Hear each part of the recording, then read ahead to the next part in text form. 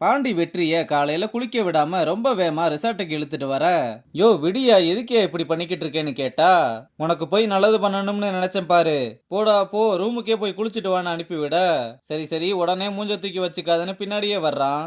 அப்புறம் பாண்டியும் ஒரு கபோர்ட திறந்து காமிச்சா, உள்ள ஃபேஸ் வாஷ், பாடி வாஷ், ஷாம்புன்னு கஸ்டமர் யூஸ் பண்ற எல்லாத்தையுமே எடுத்து சேர்த்து வச்சிருக்கான்.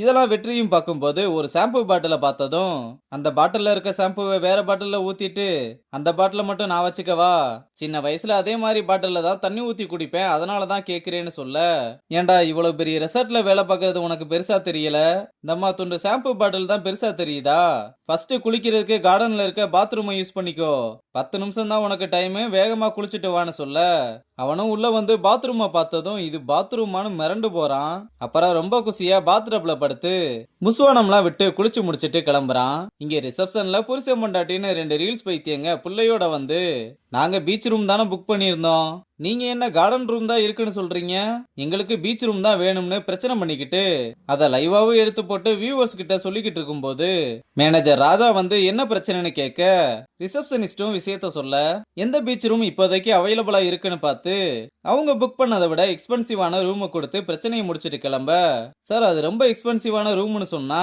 அவங்க கேட்கிற ரூம் இல்லைன்னு சொல்றதுக்கு நம்ம ஒன்றும் லாட்ஜ் நடத்தல, அவங்க எடுக்கிற வீடியோ மட்டும் வைரல் ஆச்சுன்னா தேவையில்லாம நம்ம ரெசார்ட்டுக்கு தான் கெட்ட பேரு, அதனால விடுங்க பாத்துக்கலாம்னு சொல்றான். இங்க ஐசு மாறன் கிட்ட மன்னிப்பு கேட்டு இனி இந்த மாதிரி நடக்காதுன்னு சொல்ல, அவனும் பர்த்டே பார்ட்டிக்காக 5 மணிக்குள்ள ஒரு கேக்க ரெடி பண்ண சொல்லிட்டு கிளம்புறான். ஐசும் கேக்க ரெடி பண்ணிக்கிட்டு இருக்கும்போது ஃப்ரெண்டுக்காரி வந்து கிச்சன்ல இருக்க ஃப்ரீசர்ல ஏதோ ஒரு ப்ராப்ளம் இருக்குன்னு லாபியில இருக்க ஃப்ரீசரை யூஸ் பண்ணிக்க சொல்றா. அவளும் ரொம்ப அழகா கேக்க ரெடி பண்ணி ஃப்ரீசர்ல வச்சுட்டு போறா. இங்க மெஸ்ல வெற்றி இட்லியை வாங்கிட்டு சாப்பிடலாம்னு உட்காந்தா, டேய் இது கிச்சன் டீம் உட்கார்ற இடம்டா, வேமா எந்திரி அவனுங்க பார்த்தாங்கன்னா பெரிய பிரச்சனையாயிரும்னு சொல்றான். இங்க எல்லா டிபார்ட்மெண்ட்டுமே தனித்தனியா தான் உட்காந்து சாப்பிடுவாங்க போல. இந்த விஷயத்தெல்லாம் பையன்கிட்ட சொல்லிக்கிட்டு இருக்கும்போது கிச்சன் டீம் உள்ள சாப்பிட வந்ததும் மெஸ்ஸுக்காரனே ஆர்டரை எடுத்துட்டு சாப்பாட்டை பீங்காந்தட்டுல எடுத்துட்டு வந்து கொடுக்க, யோ என்னையா இது அநியாயமா இருக்கு, நமக்கு மட்டும் சில்வர் தட்டு அவங்களுக்கு மட்டும் பீங்கான் தட்டான்னு கேட்டா, டேய் இதுலயாவது கொடுக்குறாங்களேன்னு சந்தோஷப்படுன்னு சொல்றான். அப்ப இவங்க டீம்ல இருக்க ஸ்ரீநிதினு ஒருத்தி மட்டும் கிச்சன் டீமோட மிங்கிளாக என்ன விஷயம்னு கேட்டா, அவ கொஞ்சம் டேஞ்சரான ஆளு, நம்ம டீம்ல இருக்க ஒரு கருப்பு ஆடு, கிட்டத்தட்ட அவ அவங்க டீம் தானே சொல்றான்.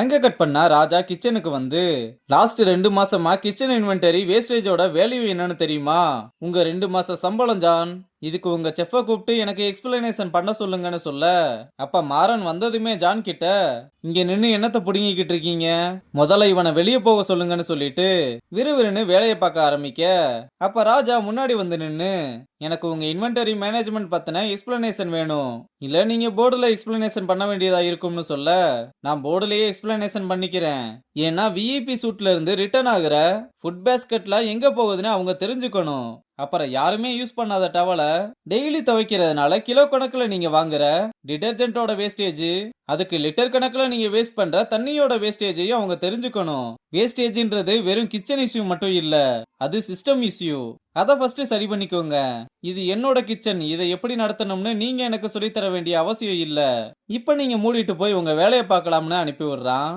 அங்க கட் பண்ணா வெற்றியோட அம்மா கால் பண்ணி ஒரு 2000 ரூபாய் வேணும்னு கேட்டதுமே மொபைல் சுவிட்ச் ஆஃப் ஆயிருது.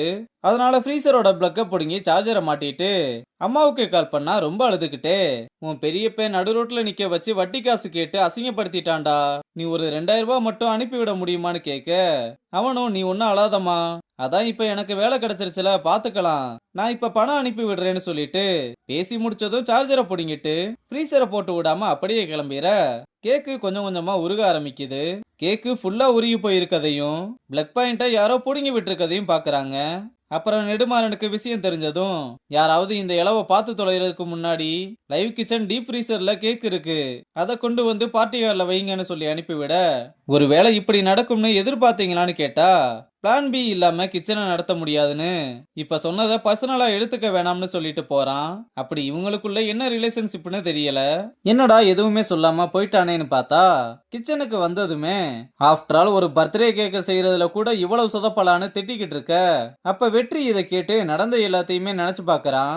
மாறணும் இதுக்கு பனிஷ்மெண்டா அடுத்த 1 வாரத்துக்கு நீங்க தான் கிச்சனை கிளீன் பண்ணணும், அது மட்டும் இல்லாம 1 வாரம் உங்க பாயிண்ட்ஸ் டேபிள்ல நீங்க பின்னாடி போயிட்டீங்கன்னு சொல்லிட்டு கிளம்ப, ஐசு இதனால செம்மகாண்டுல இருக்கா. இங்க பாண்டி வெற்றி கிட்ட, டேய் உனக்கு விஷயம் தெரியுமா, ஐசு கேக்க செஞ்சு ஃப்ரீசர்ல வச்சிருந்திருக்கா.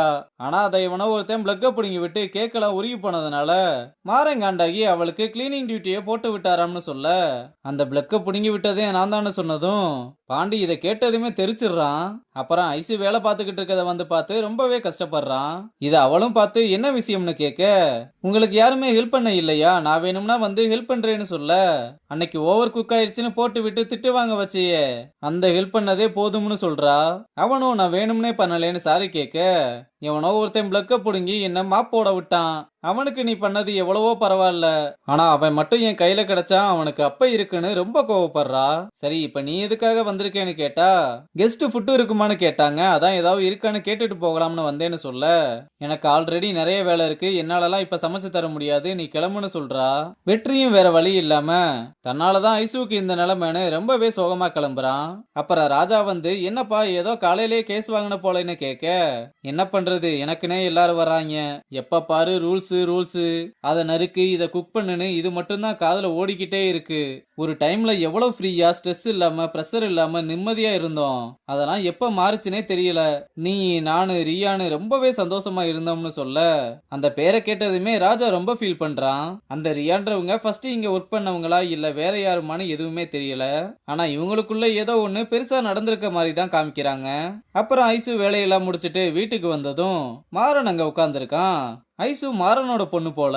அவ வந்ததுமே அவளை கூப்பிட்டு அவனே அவளுக்கு சாப்பாடு பரிமாறி, நான் உன் மேல பெரிய எக்ஸ்பெக்டேஷன் வச்சிருக்கேன், நீ இந்த மாதிரி சின்ன சின்ன மிஸ்டேக் எல்லாம் பண்ணா எப்படிமான்னு கேட்க, அவன் பேசுற எதையுமே காதுல வாங்கிக்காம, ஏன்பா என் லைஃபுக்கு பிளான் பின்னு ஒண்ணு இல்லவே இல்லைல, அப்படியே எனக்கு இருந்தாலும் அதை நீங்க பண்ண விட மாட்டீங்களேன்னு கேக்குறா.